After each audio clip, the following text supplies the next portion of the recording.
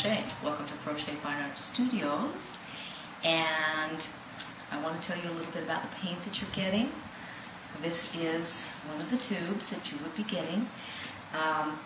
The paint comes highly pigmented, okay, and it's a very strong hue. Most of the paints that you get, it can be a strong hue. The ones that I have you get are. That means they have a lot of color in them. They're very bright. They're very strong.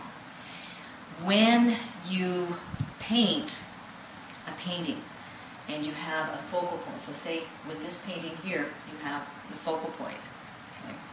And all around the outside edge, you gray the paint down. By graying the paint down, I mean you add the opposite color to the color that you're going to be using. So the opposite color of red is green. That's an easy one to remember. Christmas, okay? Think red and green. Your other opposite color, orange and blue. Think Southwest. Your turquoise and peach colors. And the last opposite color that you'll have to remember is yellow and purple. And you add just a smidgen of this. I'll be showing you this in the class. You add a smidgen of the opposite color to the paint to gray it down. And you'll see this miracle happen in the studio when you come to class, if you haven't already. The reason that you want to gray it down is because if you take and you use the paint directly out of the tube, all of the colors, all over the painting, it's like having a room full of people where everyone is shouting and yelling and you can't hear anyone. But if you have a room full of people and people are whispering and one person is speaking out, you can hear that person.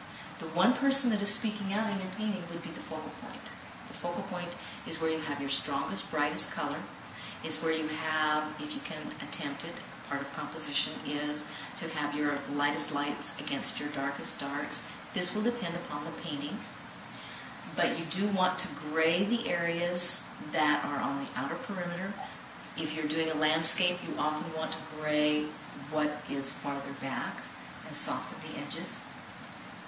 If you think of a range of mountains or a series of range of mountains, where I know you've seen this in photos, where the front mountains have a lot of detail. You can maybe see the color.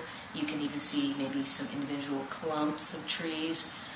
Maybe they're green. Maybe it's a fall, so you can see reds and oranges and yellows and such.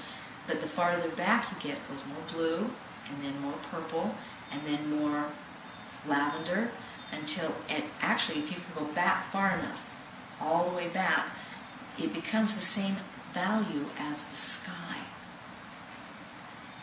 And so what you'll be learning in class is mixing your colors and learning how to gray them down. Okay? Thank you. See you in the next video.